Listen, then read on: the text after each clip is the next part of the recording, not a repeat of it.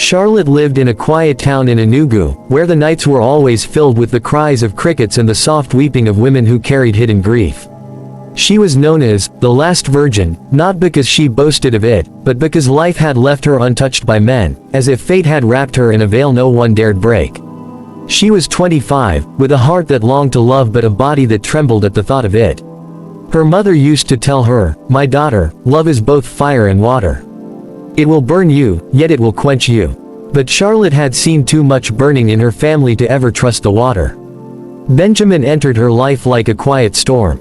He was not handsome in the proud way of Nollywood heroes, but his eyes carried a depth that drew people in. He had the kind of gaze that made you feel he saw not just your face, but the shadows behind your soul. They met in the most ordinary way, at the town library.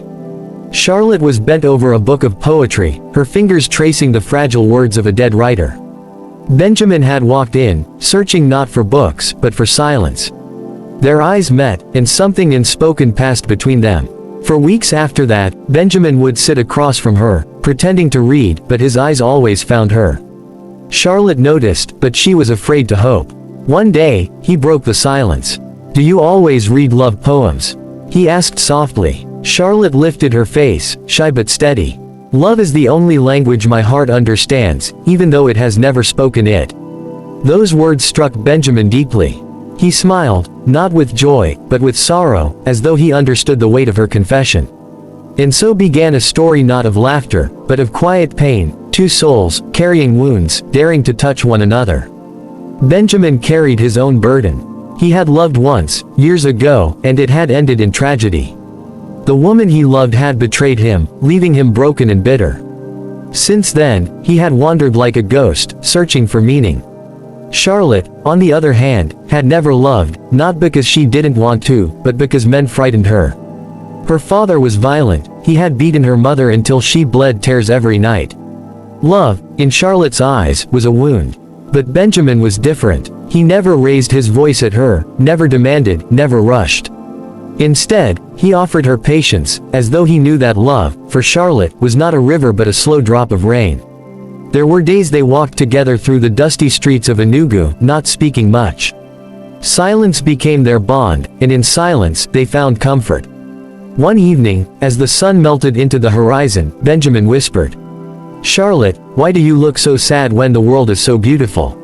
She paused, staring at the dying light. "Because beauty reminds me of everything that dies." Benjamin had no answer. He simply held her hand, and for the first time, Charlotte did not pull away. Weeks turned into months. Charlotte began to feel emotions she had never known before, softness, longing, and fear all tangled together. Benjamin, too, found himself falling in love again, something he had sworn never to do. But Charlotte was different. She was not like the others who had wounded him. She was fragile, untouched, yet full of hidden strength. One night, under the pale light of the moon, Benjamin spoke the words that trembled in his chest. "Charlotte, I love you." The words pierced her like an arrow. She froze, trembling, her heart beating like a drum. Tears filled her eyes, not because she was unhappy, but because happiness frightened her. "Benjamin," she whispered, "love is a dangerous thing. It takes more than it gives. It leaves scars that never heal." Benjamin stepped closer, his voice breaking. "And yet, Charlotte, what is life without it? What is breath without embrace? I would rather be wounded with you than be whole without you." That night, Charlotte wept in his arms, and for the first time, she allowed herself to believe that maybe love was not always a curse.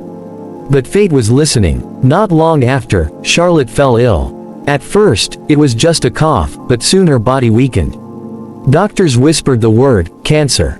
The news fell like thunder.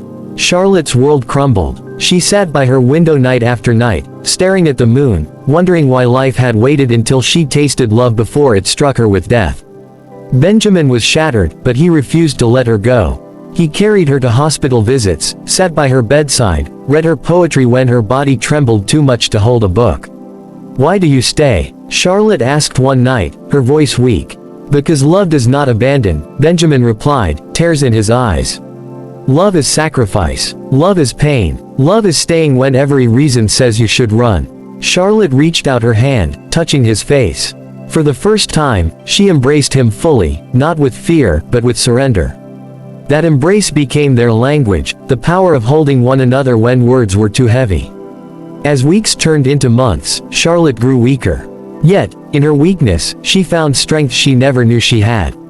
"Benjamin," she whispered one night, "I am not afraid of dying. I am only afraid of leaving you behind." Benjamin broke down, his tears soaking her frail hands. "Then don't leave me," he pleaded. But Charlotte smiled faintly. "Even in death, love lives. My body may go, but my embrace will remain with you forever." On her last night, the rain fell heavily outside, as though the heavens were mourning. Benjamin held Charlotte in his arms, his heart breaking with every shallow breath she took. "Promise me one thing," she whispered. "Anything," he said. "Promise me you will not let my death kill your heart. Love again, even if it is not with me."